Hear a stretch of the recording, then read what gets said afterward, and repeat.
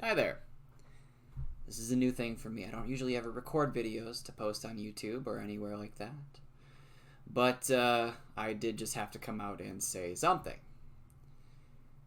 I posted online on Snapchat about getting the second dose of the vaccine. And my wonderful cousin, who I haven't talked to in a few years, sent me this link in response to that. I had specifically mentioned how I was a little worried that no one was there in the building getting their first or second dose.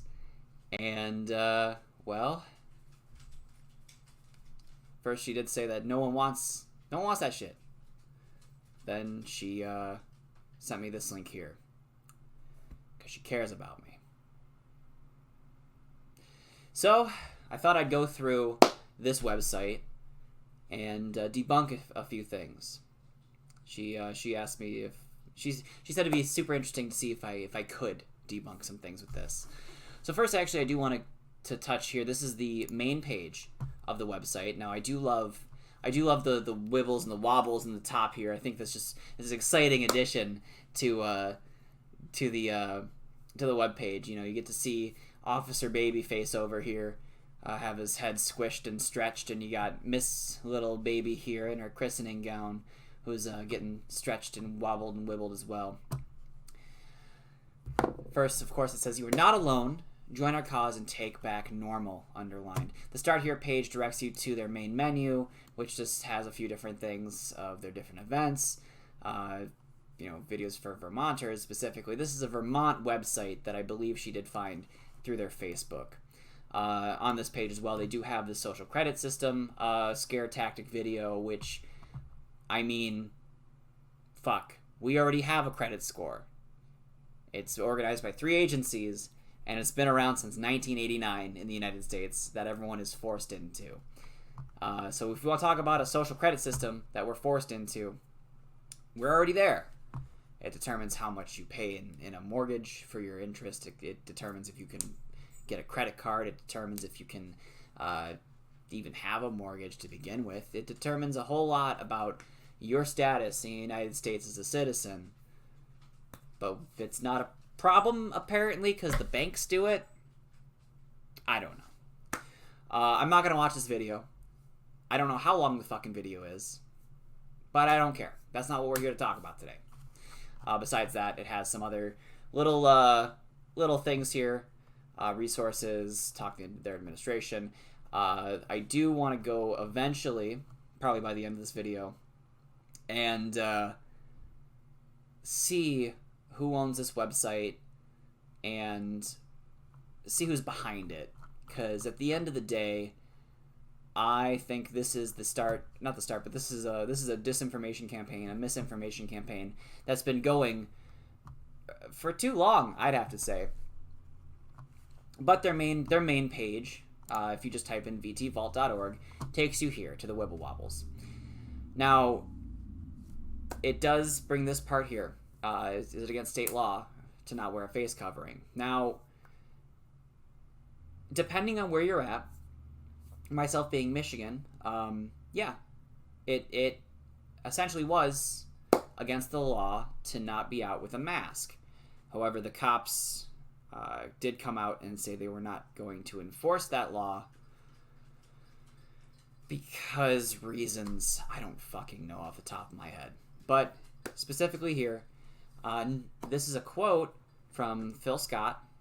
He says, "Nothing in this order or any other mandate, or any other state health and safety guidance shall require the use of a mask or cloth facial covering when someone is engaged in strenuous exercise or activity for anyone under the age of 2, any child or adult with a medical or developmental issue or challenge that is complicated or irritated by a facial covering, anyone with difficulty breathing, or as further set forth in guidance issued by the VDH, the Vermont Department, I believe that stands for the Vermont Department of Health.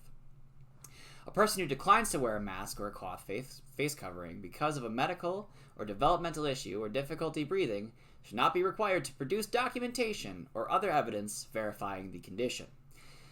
Now, that's all fine and good. That's a little little loophole to you don't have to wear your mask. Blah, blah, blah, blah. It's something that's been going on for a minute. Oh, HIPAA says or the ADA says I don't have to show you or talk to you why I don't want to wear a mask. That's fine. You don't have to wear the mask. But private businesses don't have to serve you. It's not a law to wear a shirt. Like, I don't have to go around wearing a shirt in public. But if I want to buy something from 7-Eleven or walk into a Taco Bell, I need to wear my fucking shirt. It's the rules that business has put out. That business has decided that no shirt, no shoes, no service. It's just how it is. There's a barefoot movement as well going around too. I don't know. I haven't heard anything about that in a minute. But that barefoot movement even was talking about skirting the rules on the no shoes thing. People are gonna try to bend the rules however they see fit, because a lot of the time people don't believe the rules actually apply to them when they actually do. But that's fine. What I do want to talk about though is right here. A governor's mandate only applies to government entities. Now, I don't know if that's some kind of sovereign citizen dog whistle or buzzword. Oh, and of course, I can't just copy and paste any of this because these are all JPEGs that are just embedded into here. So I can't actually highlight things and click on links because there's nothing to, it's just a fucking set of JPEGs, but that's fine. A governor's mandate only applies to government entities. Now, I could not find any evidence of this. In fact, I popped over to the National Governors Association, the NGA. Talks about the governors of the 50 states, what they're allowed to do, their executive powers. In fact, of course, I don't know if you're aware of this, but in the United States, you have the 50 different states that they all have a governor, they all have a legislative branch, and they all have a judicial branch. You probably hear stuff in the news about a certain state Supreme Court that's debating some sort of case or something along those lines, and that's the judicial branch of that state government. And as you know, there is a state government and a federal government, and the federal government also has 3 different branches. Essentially, think of your state governments as small itty bitty pieces of that federal government, just applied to the one state, and most of the time, that state's powers can actually override a federal power in certain circumstances, very differing things. I mean, bottle deposits is a good example of that, and how my state, Michigan, has a 10-cent bottle deposit, whereas 48 other states, 49? No. Whereas 39 other states have no bottle deposit whatsoever. But long story short on this, governors have the ability, as the head of the executive branch of the state government, to put out executive orders for their state. A government, or a governor's mandate, we could call that.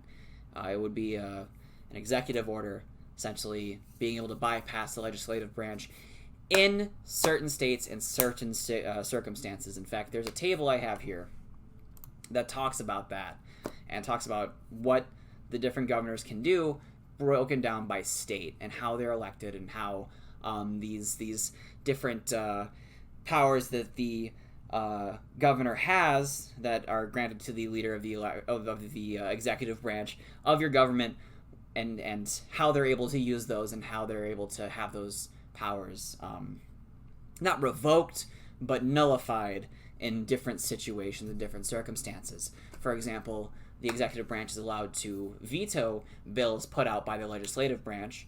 However, you can override the governor's veto in these different states with a different either amount of votes by the legislative branch, or etc. It talks about exactly how much or how little it needs to be in this column right here in the center.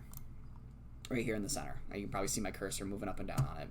But one thing that I want to draw your attention to is, remember how it said the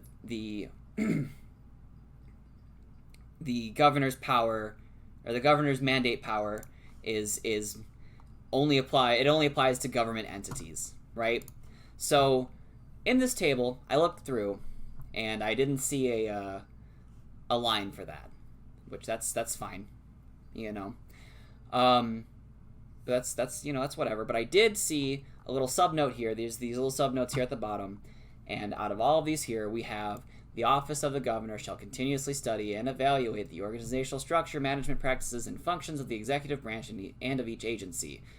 The governor shall, by executive order or other means within the authority granted to him, take action to improve the manageability of the executive branch. Sounds a lot like this idea of executive orders, governor mandates, only affecting government entities, government employees.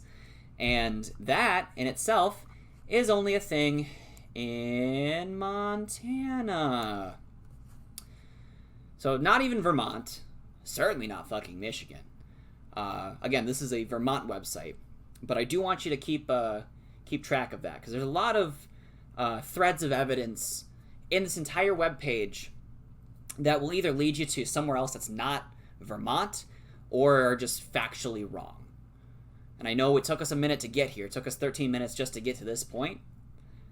But stick with me. I got a little bit more to go through. Now, we're done with this part for now. I do want to draw your attention to the next bit here. Can you be arrested for not wearing a face covering? Law enforcement relies on educating the public and receiving voluntary compliance as Vermonters unite to care for one another. In instances where police officers observe or are made aware of potential violations of Governor Scott's orders, law enforcement is encouraged to speak with the proprietor, staff, or group, provide a reminder of the new requirements, and assess voluntary compliance. So, the answer to that one is no, you can't be arrested for not wearing a face covering. However, you can still be arrested for disobeying a police officer. There are many reasons the police can arrest you in this situation. However, just like what happened in Michigan, are the police actually going to sit there and enforce those laws and enforce those fines? It's a mixed bag. And you got to wonder why that is. Maybe it's like a certain group or certain mentality or of a certain political party get attracted to these positions of power over different people and minorities.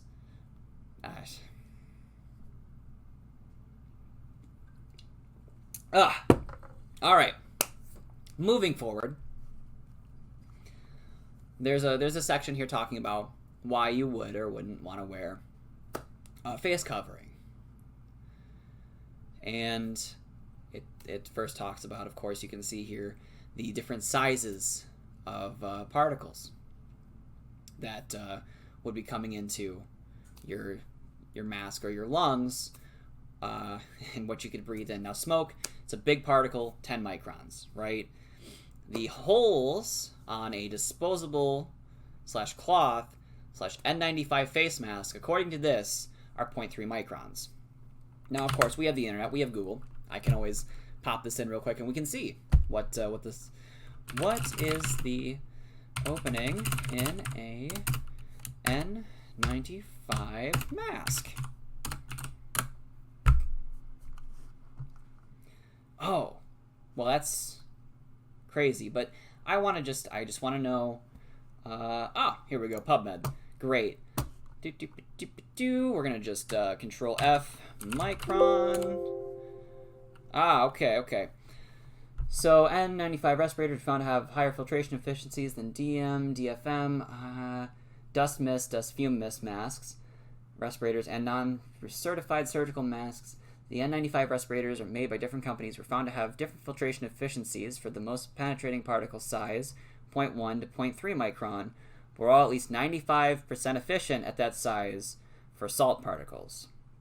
Above the most penetrating particle size, the filtration efficiency increases with size, which is approximately 99.5% or higher at, we'll say, double that size. Tests with bacteria of size and shape similar to tuberculosis also showed filtration efficiencies of 99.5% or higher. So it's like it's able to filter out 95% of any particles of that size, which is fine. That's great. So that's what N95 would stand for. nominally 95% effective. Great. Disposables and cloth, I mean, sure, surgical mask, filtration, efficiency, okay, yep, so they're not as exactly efficient, right? That's fine. Let's see, now I want alternatives. Filtration, FDA cleared, surgical masks, there we go, great. A shortage of National Institute of Surgical Health, or whatever that is. Approved respirators predicted among blah, blah, blah, healthcare workers, blah, blah, blah. Surgical, penetrations of polydispersed salt aerosols. So this literally just means salt crystals thrown into the air with a size of 75 plus or minus 20 nanometers. The medium diameter of these salts. So that's a range of salt crystals of that size. And a monodisperse salt crystal or salt aerosol, which range from 20 nanometers to 400 nanometers. And particles from 20 to 1,000 nanometers. So believe it is 100 micrometers. Yeah. 100 nanometers is a micrometer, I believe. I could be fully wrong with that. Please, someone from one of the smarter countries that uses the metric system more often, let me know. But, long story short, let's see. Yes, okay. We're going to just scoot on ahead here real quick. I know we're getting a little off track. Staphylococcus aureus. Oh, I hear a lot of ads on the radio about that one. There's a what do you call it? There is a disinfectant that is very efficient against Staphylococcus aureus, and it lets us know on the radio all the time. Let's see.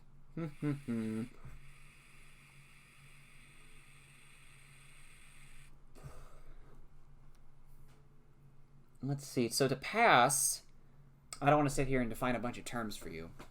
But long story short, they need to be able to block up to 98%. Or not up to. More than. They need to block more than 98% of the bacterial particles you would find, or just the straight particles that you find in the air. Now, of course, that's for your high barrier masks. N95 masks, I believe. Let's see. That's a respirator, of course. And it is, yeah. So we already know how effective those are. Long story short, surgical masks are not as effective as an N95 mask. But they are still very effective on particle sizes within that range that the N95 mask is effective towards. The thing that I want to really draw your attention to after taking that huge detour is this is saying the size of COVID-19 is 0.6 microns. How big is the coronavirus? Not the needle. We're already done with that one. And let's see. Viruses have been identified and isolated, can range in size to 20 nanometers, large as 500 nanometers. So 0.06 microns. That would actually be larger. No. God damn it. I can never do metric. I don't even know why I can't do metric off the top of my head. It's all tens, but it's just the words that fuck me up. All right. Nanometers to microns. Great. So we're going to say, hold on, we've got 20 nanometers. Okay, we'll put 20 in. 0.02 and 500 nanometers. So they are off by a factor of 10 times, at least, in how big or how small the coronavirus the coronavirus itself actually is, the actual cell. However, the big thing that is Uh, the big thing that is important to remember is it's not just this little particle of virus, this one little viral cell floating in the air.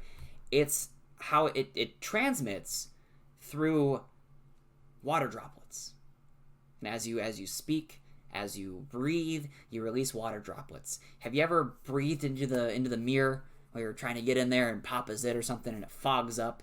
Or, I mean, if you wear glasses like me, you know how you put a mask on and the fucking glasses fog up? That's because the water vapor you release from your lungs, it condenses on those things. Now, these masks are incredibly efficient at stopping that water vapor that's leaving through your mouth as you breathe and your nose as you breathe. It leaves it right there.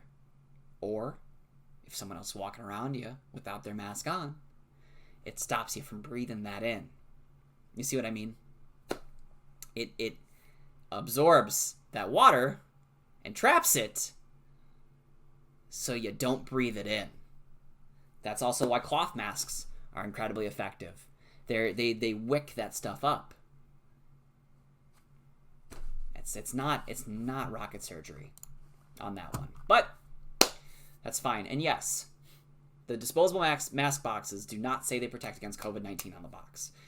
The reason being, besides the fact that they don't say they protect against any viruses on the box, if I do remember correctly, is that, coronavirus, not exactly an old... I mean, coronaviruses are an old thing. We know about coronaviruses, and that's part of the reason why we're able to develop this vaccine as fast as we did, because we've sequenced the genome for a lot of different coronaviruses. In fact, we're actually going to get to that as well, talking about how the CDC has the patent on the sequence of SARS. Well, the virus that causes SARS. It's another coronavirus. But yes, they don't say that. Well, we're going to move forward real quick. They show you a few different masks, and the little meme on there, ha ha ha. Deadliest virus in history is stopped by this little piece of cloth, but with my pesticides, I gotta have a full facial shield and this thick respirator, and oh man, radioactive things, I gotta have this other thick respirator. Yeah, it's because they're filtering out different things. They're filtering out these different things that are going to be in different concentrations. Like, for example, you see the smoke one there? You see that big tube on the front of it? That's because if you're going to be using that, you're going to be around a lot of smoke. A lot of smoke. You already covered earlier that smoke particles are larger in size than the openings on all your masks there. Even though you're wrong on that size, using that by itself, that smoke is going to be filtered out by your little rinky-dink coronavirus mask. However, it's going to get overloaded way too quick. It's not actually going to be able to filter out as much smoke as you need it to, because it doesn't have the mask there to do that. Besides that, too, there are a whole lot of other things in smoke besides just particles. There's acids that go into the air. There's water that's going to be in the air as well. I know it's weird. Water's made when you burn things. There's benzenes. There's all these different organic compounds that are created when you burn wood and you burn paint and paper and anything that you're fucking plastic, computers, anything that's going to burn is going to release a lot of these long chains of organic compounds that will do serious damage to your lungs if you breathe it in. Benzene's a great example. Benzene's an incredible solvent. It's used a lot in organic chemistry, and it's created when you burn things. It can be created when you burn things, I should say. It's a byproduct, and breathing that in hurts your lungs a lot. It fucking burns. The things in that canister on the smoke mask are designed to either trap or neutralize those things, so all you get to breathe in is air. Not air, but slightly less oxygenated air, because oxygen is being consumed around you by the fire, but it filters out a lot of the bad stuff.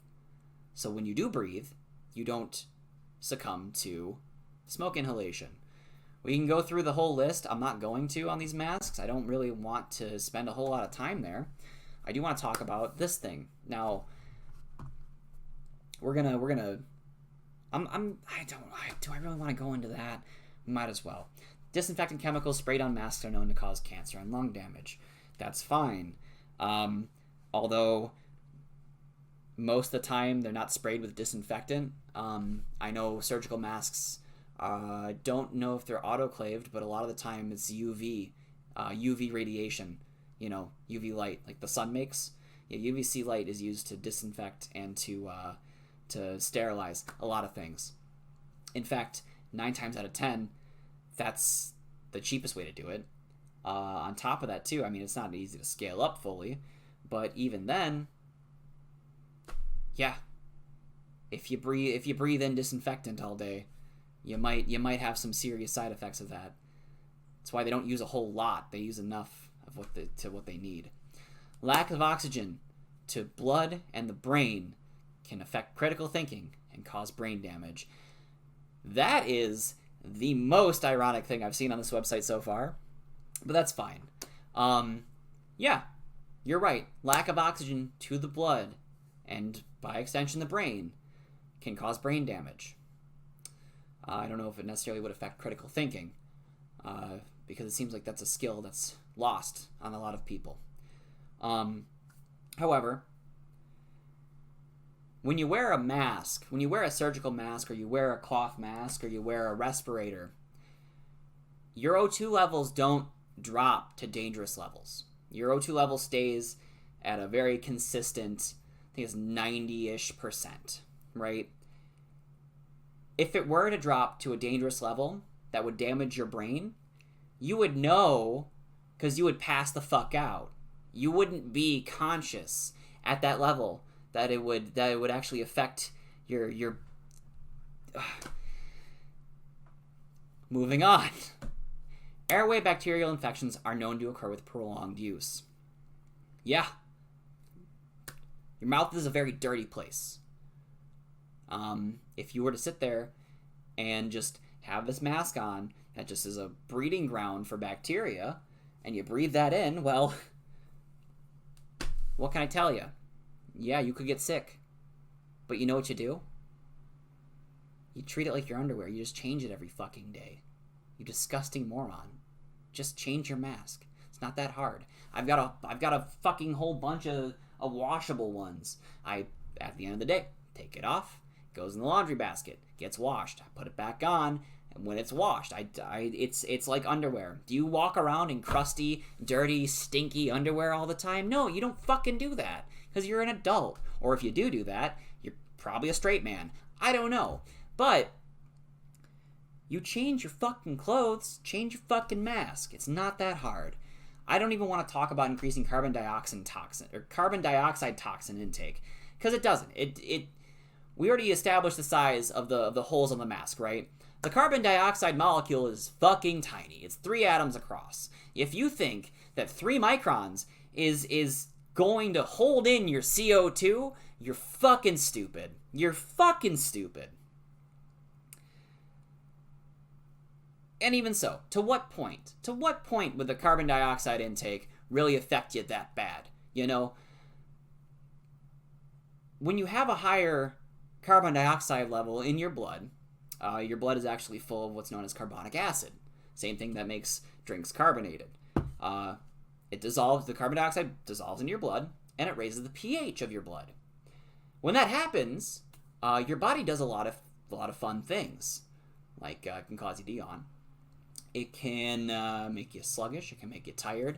But really what it does is it makes it feel like you can't fucking breathe. It gives you that, it feels like you're not getting enough air. You feel like you're suffocating because your blood has gone acidic. Your pH in your blood has dropped.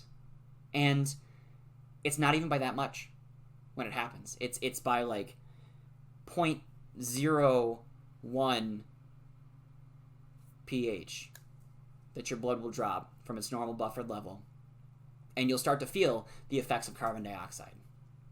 Our bodies are really good at getting rid of carbon dioxide on its own. We're really good at breathing it out. You know, we can fucking blow it out of our fucking face. It comes out no problem. And a little mask on the front of it does not get in the way of that. It does not. To actually damage your body with how much with carbon dioxide intake, you would have to sit there and breathe into a balloon and just inhale that back and forth. You'd have to fill your lungs with carbon dioxide for that to happen. Now, I can see the argument, oh, but prolonged exposure of blah, blah, blah, blah. Yeah, great. Prolonged exposure of greater than, I think it's 50% would cause some damage, but even then, so long as your O2 level in the air you're breathing is around 25%, you'll be okay. Yeah, that's the O2 level of air. It's about 25%. Most of it's nitrogen. We can't do shit with the nitrogen. It's N2. We breathe that in all the time. No problems. CO2, I think it's 18% in the air is CO2. Breathe it in all the time. No problems. You know, like 1 or 2% of other bullshit in the air too. Again, breathe it in. No problems. But you're telling me a 1% increase of CO2 would fuck you up? No, it won't. It really won't. You know why it won't? Because have you ever cooked something before? Have you ever cooked in your house? You release CO2 when you cook. You release fucking carbon monoxide from your burner on your stove. And you know what happens? You don't die. Because our bodies are great at dealing with things in the air. And, oh yeah, air is big. There's a lot of air around you. You know, as you breathe, you're getting in different things. And it fucking flows, too. Even if it's concentrated in one point, shit still flows around you. It's not a big deal. But they credit this airway bacterial infection, the usage of a mask, and this bacterial infection risk. They credit this to Dr. Fauci. Now, they actually credit that to a study. And now I'm going to skip this part here. It talks about business owners and having to have people wear masks and things like that. But it references the Alberta Human Rights Act, which is a Canadian law. It's an ad here actually for a Canadian lawyer agency, and from what I can tell, most of this has actually been about American laws and American politics, and specifically the politics of Vermont. So this section can just fuck right off, I guess. I don't know what to really talk about with that one. I mean, yeah, great. You can't prohibit against anyone, including the grounds of religious belief, physical disability, or mental disability. When in reality, I mean,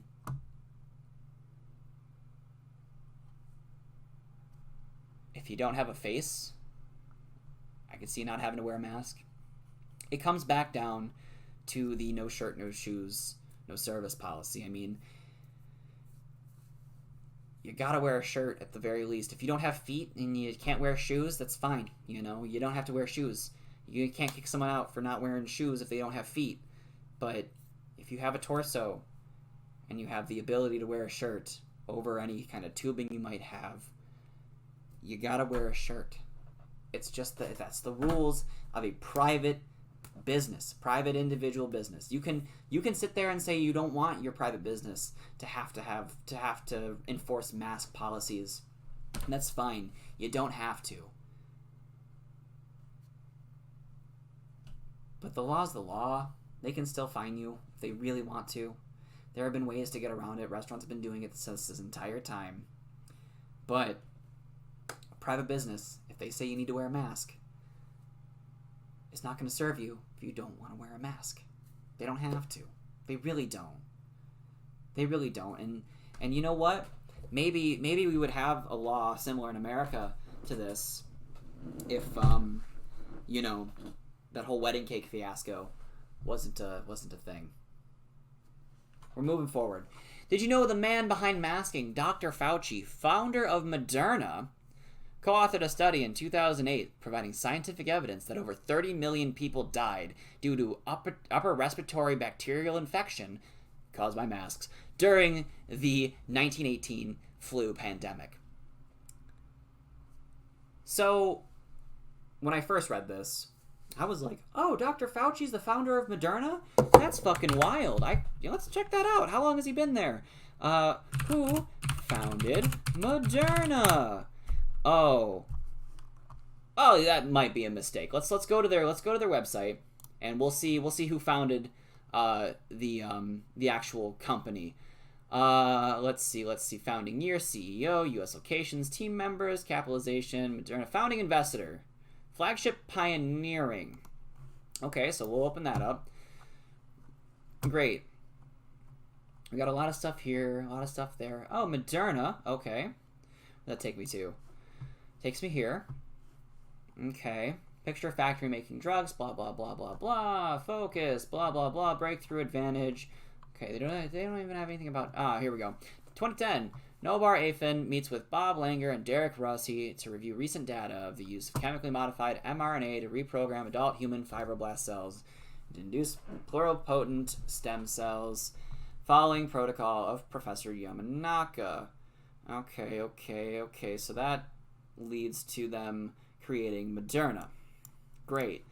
Control F. Fauci. Oh. Do you see here at the bottom we have, I typed in Fauci and we've gotten 0 results. Okay, that's fine. That's a little scary. Okay. I guess maybe he wasn't a part of it. Well, you know what? Let's go ahead and we'll go back and we'll check their Wikipedia page. That might have something. Who founded Moderna? Wikipedia. Let's check that out. Control F. Fauci. Oh fuck. He's not there either. Oh my god. That's really weird. I would say possibly they would have had some. Maybe they confused it and turns out maybe it was Pfizer. That was founded in 1890. Okay, maybe it was AstraZeneca, founded in 1860. Oh, fuck. All right, well. So, yeah, Dr. Fauci did not found Moderna. He hasn't been involved in the founding of any of these companies that have made any of these vaccines. I'm not even going to look into Johnson & Johnson because, I mean, it's in the fucking names. There's Johnson & Johnson. There's no Fauci in there. But, coming back to this, he co-authored a study in 2008. The conclusions, majority of this is the conclusions that have been quoted by whoever put this website together, and they posted on here. And they have, at the bottom of the bottom of the section here, they have a link that, of course, I can't click on because it's a fucking JPEG. But if you want to do the research, you can type it in and look it up. So I did look it up. But I want to read this quote first. The majority of deaths in the 1918-1919 influenza pandemic likely resulted directly from secondary bacterial pneumonia caused by common upper respiratory tract bacteria. Less substantial data from the subsequent 1957 and 1968 pandemics are consistent with these findings. If severe pandemic influenza is largely a problem of viral bacteria co-pathogenesis, pandemic planning needs to go beyond addressing the viral cause alone, e.g. influenza vaccines and antiviral drugs. Most of that is in there. But they cut it. They did cut some parts out of it. So we're actually going to go into this real quick. Euro. Here we go. I got it right here. Oh, that's right. When they first posted, it had a little dash there in the thing, but that's not supposed to be there. All right. So as you can see, this is the article here. Not the article, but this is the scientific paper here. And you can see we have Anthony S. Fauci on here. We have these other guys as well. You know, as we said, Anthony Fauci, Dr. Anthony Fauci, was a co-author on this paper from 2008. Great. That itself, that is spot on. You get an A+ out of me. Now we're gonna go to the full text here, and this is the full text of this actual paper, and it's not very long. It's a little long, but it's not super long compared to everything else. But as a paper does, they will have conclusions near the beginning. You know, it's kind of like all right, let's get to the point here. Now, I'm gonna read you the conclusions passage from this, and I will let you know when we get to the part where it's a little bit different. The majority of the deaths in the 1918-1919 influenza pandemic likely resulted directly from secondary bacterial pneumonia caused by common upper respiratory tract bacteria. Less substantial data from the subsequent 1957 and 1968 pandemics are consistent with these findings.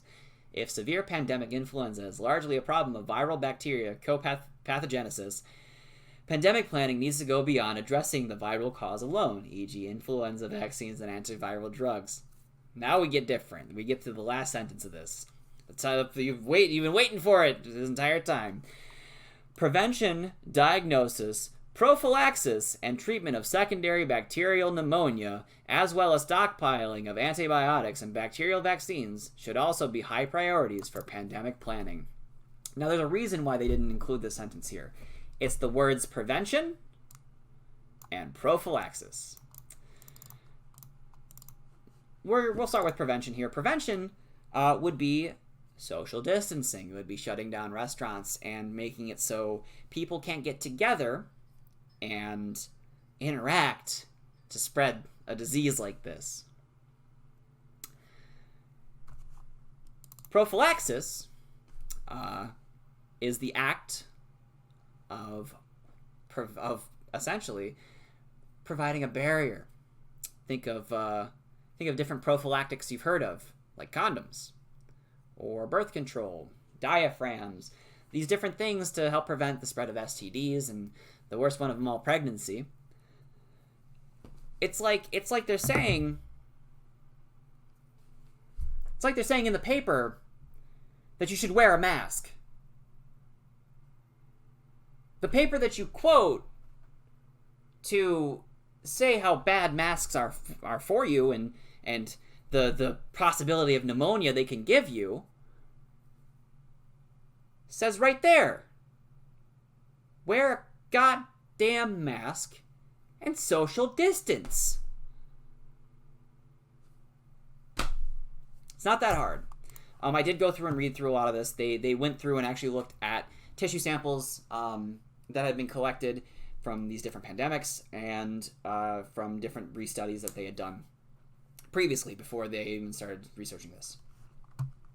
Long story short, yes, if you get sick with the flu and you get a secondary bacterial infection in your lungs and that can cause pneumonia, then yes, it is likely that you could die. And before the widespread use of antibiotics, yes, a lot of people died. I don't see actually anywhere where they said 30 million people. I haven't seen that anywhere.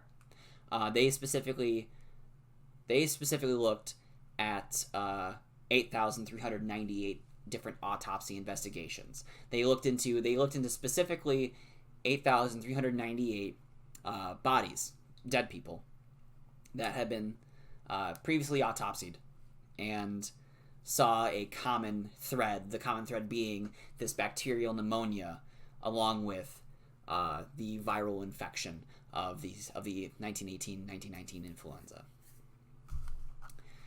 And they talk about their methods in here as well about that, but we don't really have to get super into that too much. I mean, it doesn't exactly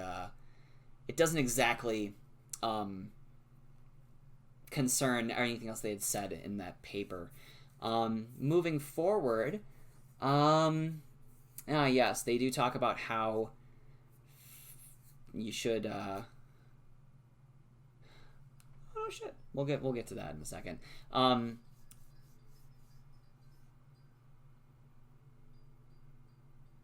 Yeah, I see where they're saying that number of 30 million, 300 million, 30 million,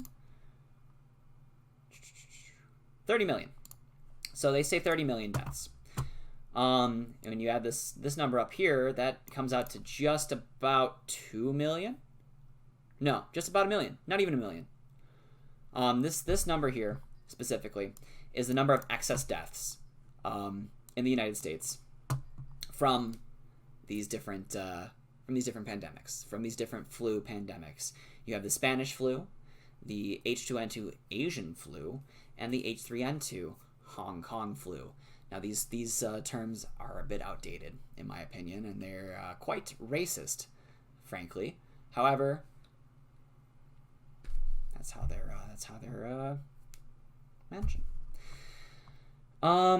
But just looking here, I don't see anything like that. So we can Control F, 30 million. Fuck. We missed out again. Damn it. Well, you know, we can type it in like a, fuck. Okay. Well, what if we put a dot in the, God damn it. They're striking out. They are striking out. You know, maybe if I type in 30 no. 33 fatal cases of Asian influenza. That's 1 of 1 match. And that's actually a reference number 61, which comes up to 23, 10, 24. We gotta just brackets 61.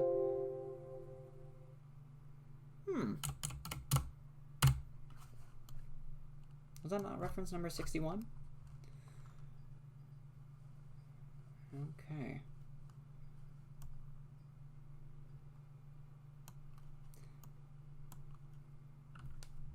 Just type in 61. We got 12 matches here. We're going to just go through it real quick until we find what we're looking for. There we go. What's the pandemic? Seasonal influenza. Yeah, to be honest with you, I do not believe there is a spot that is going to have anywhere that says 30 million around here. That's fine though. If they're wrong on that one, whatever. That's small. It's not really that small actually, because that whole paper actually doesn't even bring up masks as a cause of this upper respiratory tract infection. In fact, when they say common upper respiratory tract bacteria, they do mean things like Staphylococcus aureus. They do mean things like, strep throat. They specifically mention, even rhinovirus would cause that kind of thing. That's something that causes the common cold.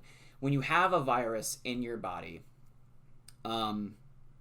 like influenza, your body is fighting that, which can cause the severity of other infections to skyrocket. That's all that paper's trying to say.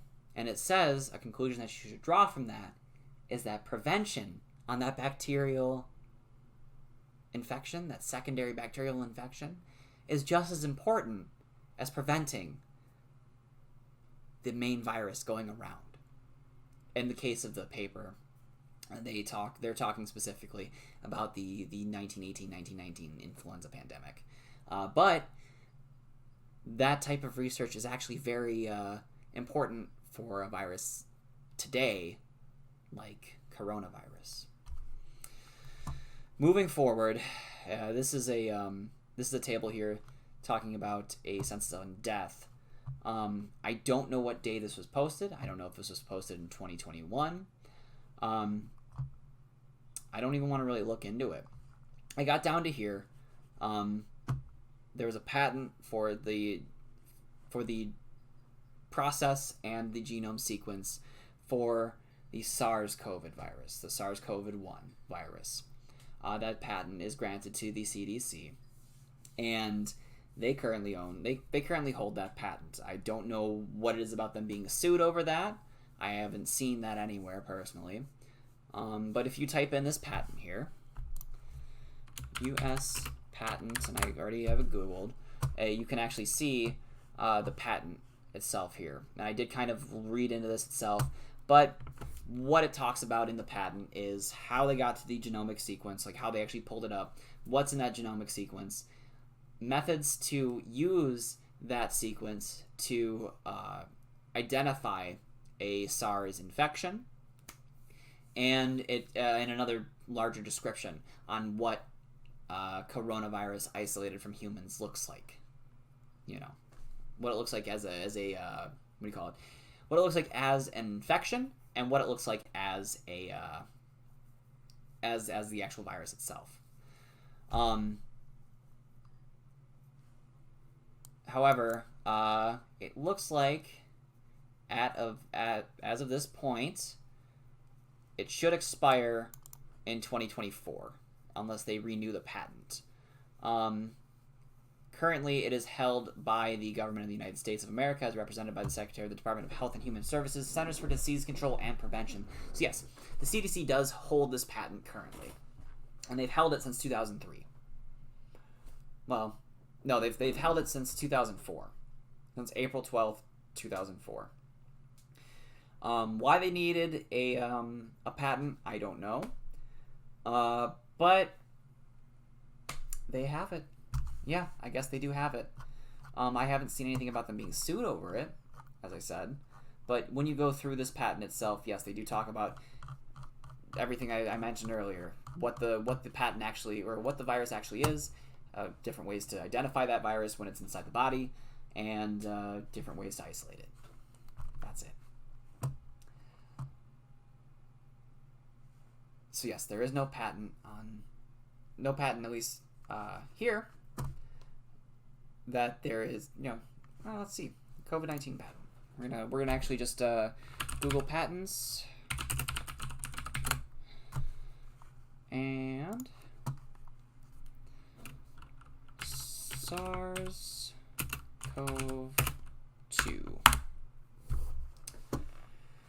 Primary immune response, SARS-related coronavirus. Okay, so that's SARS-1. Raw gamma T. When was this posted? 2014, 2005, 1990. Okay, well, let's, we could try COVID-19. Wow. Colloidal gold immunochromatography device for combined detection. Wow, okay. Oh, here's something. It looks like a very similar patent to what the CDC holds for SARS. Holy shit. Wow. It's like a patent, but by a different country. Specifically, this is Wujiang Novoprotein Scientific Incorporated, company that exists in China. It's actually still pending, so it's not even a patent that exists yet. It's an application, and yes, it is the way to identify COVID-19 as a genomic sequence. And when they say genomic sequence, they specifically mean, what does its DNA look like? What are the big markers in its DNA? That's what the patent is for. It is not yet to be seen isolated as a virus. We've done that already. Yeah. In 2020, the CDC sent COVID-19 samples to 3 different colleges to find cures, and all colleges were inconclusive on the results from the samples. I mean, and see, this is one thing too that I want to point out here. Google has been censoring just as much as Facebook, Twitter, and YouTube. Try Yandex and DuckDuckGo. Now, of course, sure, Google may be censoring things here and there, but what about everything that I've already searched here today? Have I not been able to find? I mean, I guess besides Dr. Anthony Fauci not being the head of, or the founder of Moderna, but through different articles in Moderna themselves, he's not listed anywhere near there. In fact, what was Anthony Fauci doing during 2010? Career of Dr. Anthony Fauci. What has he been doing? Let's see. We got I like to use Wikipedia sometimes, but hey, what's funny? That's not even like the first. Oh, that is the first result. There we are. All right. Early life education. We're gonna just Control F 2010. That's something else. Oh, that's the only result we got in 2010. So, yes, he was working on the swine flu in 2009. He predicted the H1N1 virus causing the 2009 swine flu pandemic could infect as many as 1 in 3 Americans. Yep. Okay, that sucks. What else we got? Yeah, this is his whole career. But you'd think, yeah, this is a huge. See, he only really became a huge member of the public consciousness during this COVID-19 pandemic. As you can see, this is the most information we have on Dr. Anthony Fauci, is everything that he's done during the coronavirus pandemic itself, and because he was the head of the, he was this advisor to the president, who the president didn't want to listen to him. I'm not going to put any kind of I'm really not going to put any kind of opinion into that one. That's not what I'm here to talk about today.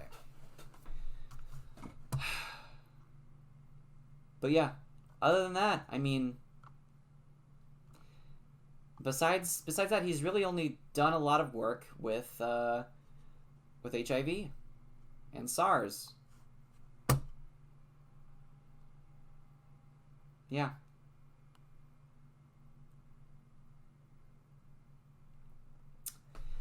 He has done nothing with Moderna. And I don't see why this is trying to push that type of agenda. God damn, this got long. Let's move forward some more. And now I guess we want to talk about false positives. PCR tests, the cause of 97% of cases, false positives. The PCR test is so well known for giving inaccurate results that the CDC warns not to give the test to asymptomatic persons because of the increased likelihood of false positive results.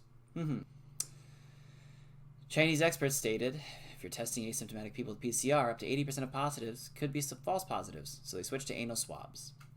Even the Journal of the American Medical Association recently published results of a study validating the gross inaccuracies of the PCR test. As former New York Times reporter Alex Berenson observed upon reading the results of the JAMA study, Journal of the American Medical Association. In other words, 97% of these patients had no live virus in their bodies despite a positive PCR test, and they were 18% of all the people surveyed. Though they were not a random sample, they had had the virus before. Vaccine iconoclast Del Bigtree of thehighwire.com observes that at 33 cycles or amplifications, the PCR test is only 20% effective or accurate. The FDA recommends 40 cycles, rendering the PCR test basically useless because all the tests show positive. So I have been tested for the coronavirus. I've been tested for the coronavirus 3 times. And I have had 3 negative tests. I've had 3 negative results for the coronavirus every time I've been tested. So I have to say I doubt this idea that all these, they're all showing up positive. Because what is the likelihood that I've been tested 3 times and never once got a false positive? That makes no sense to me. If this is what the actual numbers are. So, PCR testing. PCR test for COVID-19. What is it? How is it done? Blah, blah, blah, blah, blah. November 30th, 2020. It's, polymerase chain reaction. Polymerase. That's what it is. So what that essentially is doing is it's looking, as we mentioned earlier in that patent for COVID-19, it's looking for the sequence of DNA that would show, or that COVID-19 has inside of it. That's all it's doing. It's like you know how I've been using Control F this entire time? It's that. It's looking for that. All right. They swab your nose. They get in there real deep. I hate that fucking test. I've had to do it, as I said, 3 times. Shit sucks. Let's see. We're gonna come in real quick. It's very likely you've paused. Downsides. How available? I'm looking for specifically efficacy. I'm looking specifically for percentage effective.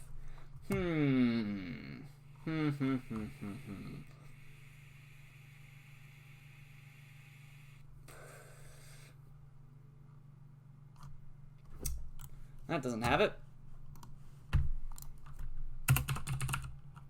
Efficacy.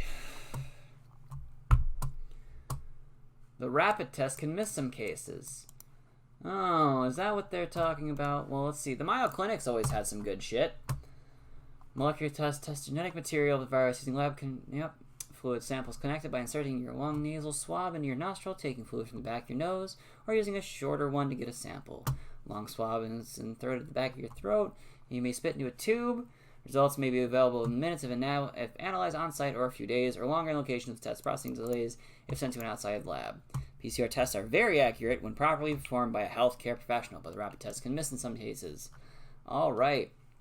So, where's the numbers? Where are the numbers? What you can expect.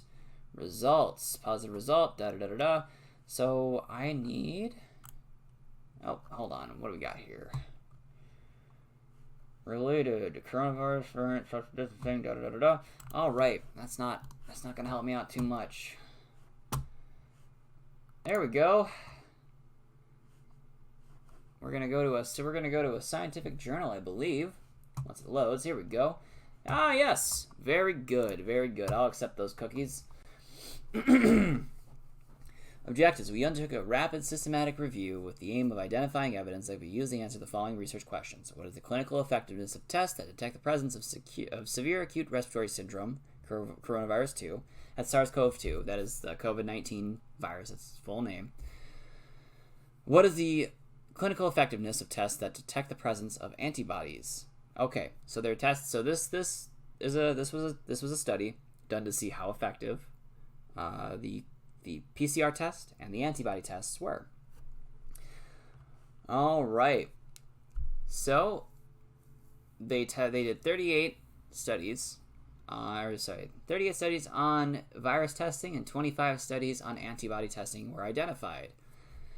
We identified high or unclear risks of bias in the majority of studies, most commonly as a result of unclear methods of patient selection and test conduct, or because the use of a reference standard that may not definitively diagnose COVID-19. What that last little term there means that the use of a reference standard that may not definitively diagnose COVID-19, they're using. So as I said, it was kind of like using Control F to find something on a web page. They weren't putting the right phrase in. Best way to put that. The majority were in hospital settings in patients with confirmed or suspected COVID-19 infection. Pooled analysis of 16 studies, which will be 3,818 patients, estimated a sensitivity of 87.8%, 95 to 81.5 to 92.2 for an initial reverse transcriptase PCR test. For antibody tests, 10 studies reported diagnostic accuracy outcome sensitivity range from 18.4% to 96.1%, and specificity 88.9% to 100%. However, the lack of a true reference standard for SARS-CoV-2 diagnosis makes it challenging to assess the true diagnostic accuracy of these tests. 18 studies reporting different sampling methods suggest that for virus tests, the type of sample obtained, type of tissue sampled, could influence test accuracy. Finally, we searched for but did not identify any evidence on how any test influences subsequent patient management. So with that, that whole bit there was essentially saying, hey, it's early still. Because, I mean, shit, this was in May. That's when this was done. And in May, they found that the sensitivity of the test, how often it is to find a false negative, was 87.8% for the PCR testing. PCR testing is very good at identifying foreign bodies, foreign viruses, foreign bacteria in the body, so long as you have the correct sequence to do it. Now, you have to essentially be able to look up the right term. Now, that application for that patent from earlier was for the sequence of COVID-19. It was for that genetic sequence. It was that search term. That was done in November, I want to say, of 2020. In fact, we can find that real quick.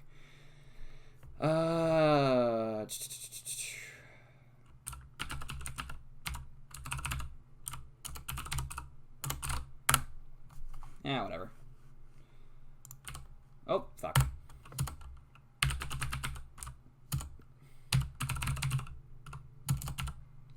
I can't fucking type. I'm tired. COVID. Oop. 19. We were this one. Yep. Nucleic acid composition for detecting novel coronavirus, COVID-19, and application. That's this patent right here. This was done in 2020. The application was filed later that month, May 27th, 2020. That's really weird, you know, because that study was done May 4th, 2020. So it's like more evidence came out shortly after that study was posted. So if this study here has, if that's what they're using as their basis, it's already outdated. This is already outdated because of the new evidence out. Yeah, and it actually even says in the conclusions here, evidence is rapidly emerging on the effectiveness of tests for COVID-19 diagnosis and management, but important uncertainties about their effectiveness and most appropriate application remain. Estimates of diagnostic accuracy should be interpreted bearing in mind the absence of a definitive reference standard to diagnose or rule out COVID-19 infection. Remember, that is at the time of the publication of the scientific article. More evidence is needed about the effectiveness of testing outside of hospital settings and in mild or asymptomatic cases. Implementation of public health strategies centered on COVID-19 testing provides opportunities to explore these important areas of research. This article is made freely available for use in accordance with BMJ's website terms and conditions for the duration of COVID-19 pandemic, or until otherwise determined by BMJ. You may use, download, and print the article for any lawful non-commercial purpose, including text and data mining, providing all copyright notices and trademarks are retained. Of course, they'll have the trademark on this. I don't really want to monetize any of this. I don't think it's going to be a monetized thing, because I don't exactly do YouTube that often. All right.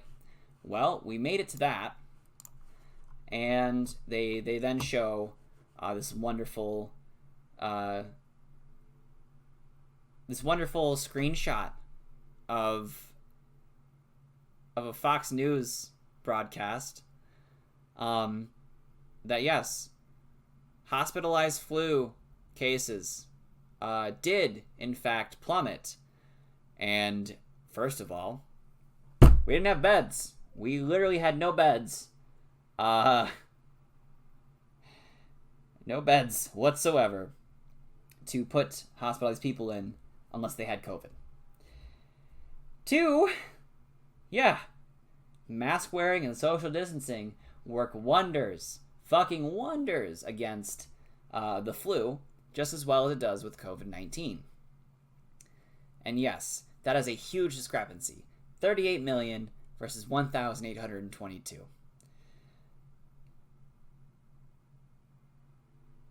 This last year was the first year I got my flu shot in like 10 years. Part of it, was because I was worried about catching the flu and COVID at the same time. That's a good way to die. The other reason is I finally had insurance, so I could afford it, it was free at that point. But the big thing here to remember, masks and social distancing do work. They were used in the 1918 pandemic as well. Yes, people died because of bacterial pneumonia. However, as we know, antibiotics weren't exactly a big thing. I mean, fuck. When was penicillin invented? 1928. A full 10 years after the 1918 pandemic. We didn't have a way to treat bacterial infection. So yes, people died of bacterial infection. And along with the fucking flu virus, it exacerbated that. Masks don't cause upper respiratory tract infections. This is the healthiest I've been in a few years. And I've been wearing a mask all the time. I didn't get the flu last year. No one around me got the flu. Because we all wore masks. We all socially distanced. We weren't going to the bar every fucking night. And no one went to the fucking water park. But masks fucking work. I've spent an hour and a half almost telling you why everything on this website is garbage and false. And this is their landing page. It's full of misinformation. It's disingenuous. It's pushing an agenda. What that agenda necessarily means, I don't think I'm necessarily qualified to say. But if I had to guess, it's to divide people. It's to bring people apart. And fuck, for all I know, maybe it was a way to get Donald Trump reelected. I don't know. But at the bottom of this, we finally get to We Are VAULT. Vermonters against unconstitutional lockdowns and tyranny. And their mission is to connect other Vermonters with like-minded Vermonters, arming them with the right knowledge and literature to liberate themselves and loved ones from the ever-increasing tyranny, government abuse of power, fighting the dark through love and guerrilla tactics. These are the guerrilla tactics they're talking about. The misinformation and the disingenuous bullshit that they want to shove down your throats. So yes, I know this started out with my cousin sending me 4 hours of video to watch. But I only needed to look at their main page to make a 1.5 hour long, well, not 1.5 hour long, I've been recording for 1.5 hours, but I'm going to be cutting this down. But it has taken me, we'll say, an hour and a half of my time to go through and debunk a lot of claims on here. They think they're fighting a war, but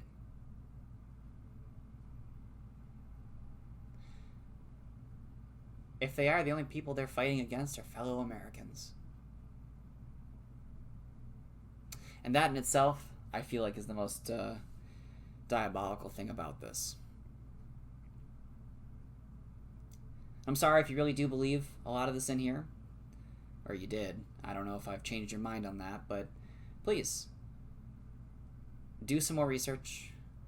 And please go ahead and let me know if I fucked up anywhere. I certainly know that through my little bit of Googling here, this vault definitely fucked up a lot. And if I had to guess, you got this website off Facebook.